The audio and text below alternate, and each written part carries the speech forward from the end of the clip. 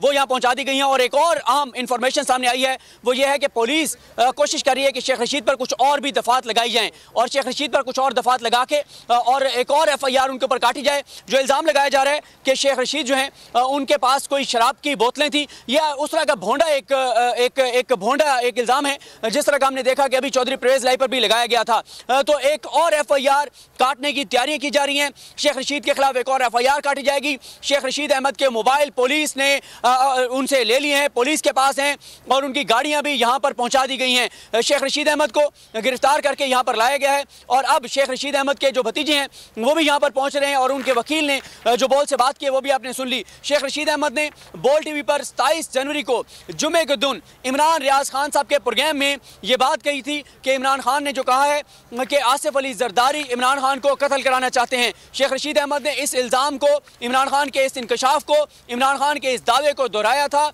और इस हमारे बोल TV के इंटरव्यू को सुनने के बाद पीपल्स पार्टी के एक रहनुमा ने थाना अपारा में दरखास्त दी। उसके बाद थाना अपारा ने 2 बार शेख रशीद को नोटिस जारी किए और शेख रशीद को तलब किया गया, लेकिन शेख रशीद के वकील यहाँ पर आए, उनकी बात नहीं सुनी गई कि हम शेख रशीद से ही मिलना चाहते हैं, शेख रशीद को ही हमारे पास भेजें। उसके बाद कल इस्लामाबाद हाई कोर्ट में इसको चैलेंज किया गया था। इस्लामाबाद हाई कोर्ट के जस्टिस तारिक जहांगीरी ने उस नोटिस को सस्पेंड कर दिया था। उस नोटिस को सस्पेंड करने के बावजूद शेख रशीद अहमद को रात के पिछले पहर घर के दरवाजे और खिड़कियां तोड़ के उनके जो मुलाजमीन हैं उन पर तशद्दुद करके और शेख रशीद को गिरफ्तार किया गया है। शेख रशीद को गिरफ्तार करके यहाँ पर थाना अपारा में लाया गया है। इस वक्त शेख रशीद अहमद इस थाना अपारा में मौजूद हैं और शेख रशीद अहमद जो हैं उनकी गाड़ियाँ भी यहाँ पर पहुँचा दी गई हैं, उनके मोबाइल भी पुलिस के पास हैं और साथ ही एक और FIR दर्ज करने की कोशिश की जा रही है। हमारे रिपोर्टर जो हैं रो रिजवान भी हमारे